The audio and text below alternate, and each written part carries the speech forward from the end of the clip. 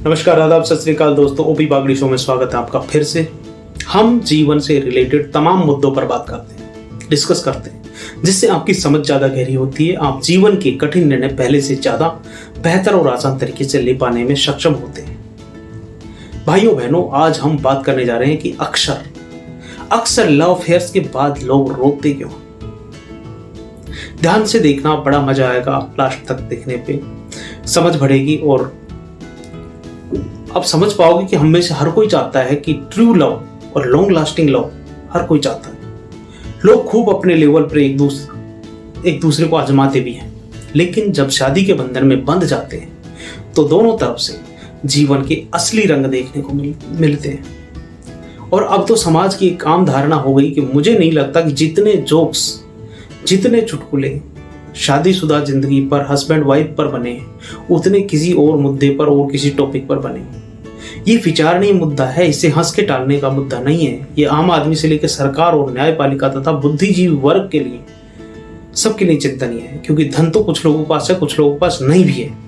लेकिन husband wife के टंटे भाइयों और बहनों, क्या गरीब, क्या अमीर, क्या पढ़ा लिखा, क्या अनपढ़, क्या जनता और क्या राजनेता, सबके जीवन ऐसा नहीं है कि इसमें सिर्फ आदमी पिस रहा है। औरतें और लड़कियों के साथ भी बड़ा ज्यादती हो रही है। क्यों ऐसा होता है? क्यों लव बर्ड्स आखिर में रोते हुए एक दूसरे को बेदर्दी के साथ छोड़कर किसी और के साथ फुर्र हो जाते हैं? क्यों ऐसा हो रहा है कि घरों में एक छत के नीचे रहने वाले चार लोग एक दूसरे के साथ अलाइंड नहीं है? सुख शांति नहीं है घरों में। भाइयों बहनों, अगर भारत पाकिस्तान में रोज तनातनी हो तो क्या दोनों देश उतनी समृद्धि हासिल कर पाएंगे कभी जितनी की शांति और स्थिरता के साथ कर पाते? नहीं। इनके कारणों में से एक कारण है कि जिस आधार पर हम एक दूसरे को चुनते हैं, हम सफर के तौर पे लव अफेयर में पढ़ते हैं, तो वक्ती तौर पर जज्बाती डिसीजन होता है। लव अफेयर्स में पढ़ने की इंटेंसिटी जो है वह हमारे जजमेंट्स को, डिसीजंस जो लेते हैं उनको, जो बेटर हो सकते थे, उनको ओवरशैडो कर देती है। जब एक लड़का या लड़की एक दूसरे से मिलते हैं भाइयों बहनों, तो इतने एक्साइटिंग इमोशंस फील करते हैं कि किसी आदमी के दोस्त या उसकी जो रिलेशनशिप में रेड फ्लैग्स होते हैं बहुत आसानी से ओवरकम कर देते हैं, ओवरलुक कर देते हैं, नज़रअंदाज कर देते हैं। इस तरह के डिसीजंस बाद में प्रॉब्लमेटिक हो जाते हैं। कितनी बार ऐसा होता है कि पेरेंट्स और फ्रेंड्स को जब किसी रिलेशनशिप के बारे में पता चलता है तो वे समझाते हैं। लड़कों को तो आज भी बाप का जूता दिखता है हिंदुस्तान में, तो वे मान जाते, कहीं कहीं क्रिटिकल थिंकिंग और रेशनल डिसीजंस ले पाते हैं, चाहे वो पिटाई के डर से ही सही। इसका मतलब ये बिल्कुल नहीं है कि लड़कियां कम इंटेलिजेंट होती हैं, कई बार तो लड़कों से भी ज़्यादा इंटेलिजेंट साबित हुई हैं। लेकिन मामला जब लव अफेयर का, तो ऐसे में मैंने कई उदाहरण देखे हैं, सारी लड़कियां ऐसी नहीं होती, जिसमें लड़कियों के डिसीजंस बेहद इमोशनल रहे, जिसके कारण बाद में उनको बहुत रोना पड़ा। अपने माँ बाप से भिड़ जाती हैं भाई, अपने समाज से भिड़ जाती हैं। इसलिए मैं कहता हूं कि तुम्हारे माँ बाप कभी तुम्हारा बुरा नहीं चाहते। उनके डर और उनके दर्द जायज है, वे भी एक हद तक सही है। जब आप किसी करिश्मा या आकर्षक छवि वाले व्यक्ति से मिलते हैं तो अपने लोगों से, समाज से, माँ बाप से जब भिड़ जाते हैं तो नंबर 1 आपका सपोर्ट सिस्टम खत्म हो जाता है। आप अकेले पड़ जाते हैं दोस्तों, फिर आपका इस्तेमाल करना बड़ा आसान हो जाता है। दूसरी बात, कई बार लड़के या लड़कियां ऐसे लोगों की ओर आकर्षित होते हैं जो दिखने में बड़े अच्छे हैं, पैसे भी हैं, जो दुनिया को दिखाने और चलाने के लिए तो बहुत बढ़िया हैं। लेकिन कब तक भाइयों बहनों, आखिर में रहना तो घर में ही है। फिर उसकी बदतमीजियां शुरू हो जाती हैं, उनका नशे की आदत शुरू हो जाती है, अब्यूसिव बिहेवियर शुरू हो जाता है, कंट्रोलिंग बिहेवियर हो जाता है। सब जो कि दोनों में हो सकते हैं, लड़के लड़कियों में, तमाम चीजों को फेस करना पड़ता है। फिर समझ में आता कि फंस कहां गए। भाइयों बहनों, बड़े पैकेज वाले, दिखने में ऐसे कि यार ये मिल जाए, उसके बाद कुछ नहीं चाहिए।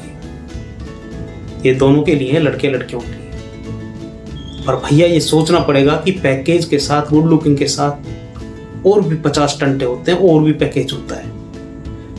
जरूर नहीं वो कमिटमेंट मीट कर पाए, जिम्मेदारियों से भागने वाला भी हो सकता है या भागने वाली भी हो सकती है। हो सकता है कि आपकी बातों को नेग्लेक्ट करें।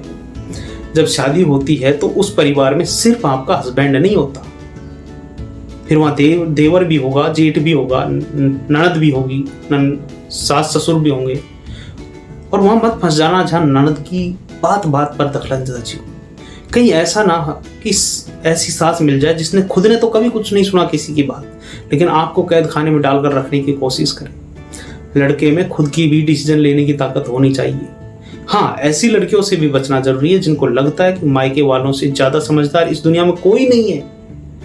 फिर वो जो सब्जी बनाती है उसमें भी नमक कितना डालना वो मम्मी से पूछ कर ही करती है। तो भाई वो ऐसी रिश्ते में फंसने से पहले हाथ जोड़ लेना। आपके दिमाग में एक सवाल कौंधा होगा बिजली की तरह कि महाराज फिर ब्याह करें कि नहीं करें। जी, ब्याह होंगे। लड़की या लड़के के बारे में, एक दूसरे के बारे में तो तुम दोनों अच्छे से जानते हो, नहीं जानते तो पता कर लो। रही बात पेरेंट्स की और घर बार की, वो पेरेंट्स के ऊपर छोड़ दो। अकेले नहीं कर पाओगे,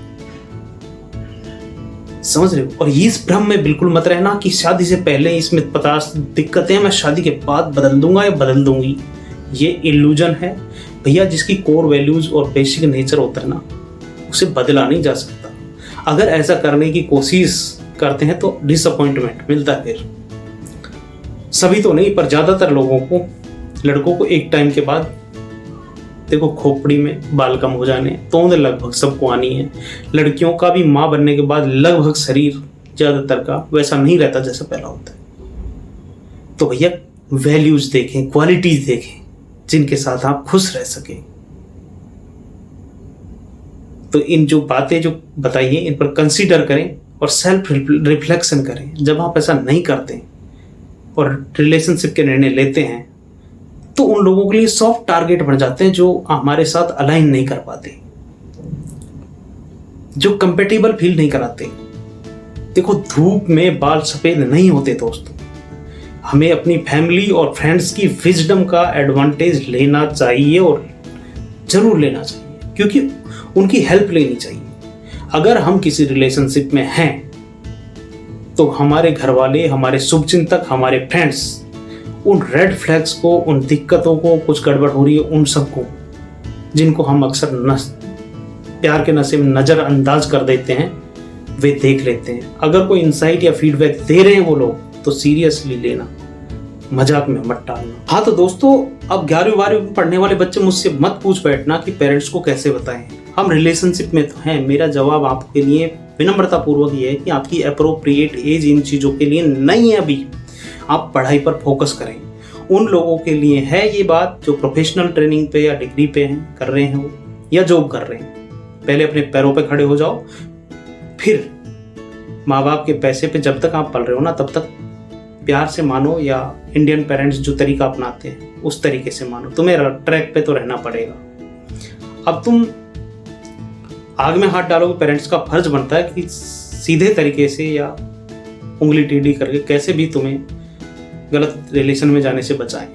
रिश्ता, अच्छा जो फंस गए वो क्या करें भैया। अगर गलत रिश्ते में फंस गए हैं तो यार जितनी जल्दी निकल सके निकल जाए। आपकी हैप्पीनेस और लाइफ की जो वैल्यू है ना वो कहीं गुना जाता है।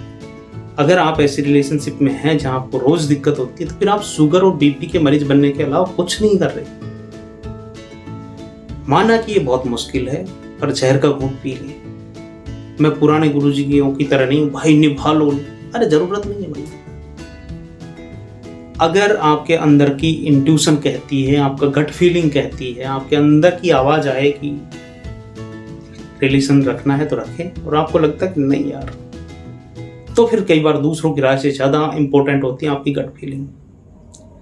आप अपने अंदर की आवाज पे जाएं और वो करें जो आपके अंदर से आवाज आ रही है। और दोस्तों, हेल्दी और लव फुलफिलिंग रिलेशनशिप एक सफ़र की तरह है जिसमें आपको कई बार मुश्किल रास्तों से गुजरना पड़ सकता है, पर हिम्मत रखें, भगवान पर भरोसा रखें, अपने माँ बाप की बात को तवज्जो दें। जाते जाते एक बात जो पेरेंट्स के लिए है, ज़रूर नहीं आपका बच्चा जितना अच्छा पढ़ाई लिखाई में है उतना अच्छा रिलेशनशिप के डिसीजंस लेने में भी हो। तो मुड़क करके ना बैठें। बच्चों को जहाँ आपके साथ की ज़रूरत है, जहाँ आपके सहयोग की ज़रूरत है, जहाँ समझ की ज़रूरत है, उसके साथ ज़रूर खड़े रहें। इतना लंबा वीडियो होने के बाद भी आपने यहाँ तक देखा, आपका बहुत बहुत धन्यवाद। इस वीडियो को लाइक करें, शेयर करें कमेंट करें। नमस्कार, वंदे मातरम, जय हिंद दोस्तों, फिर मिलेंगे।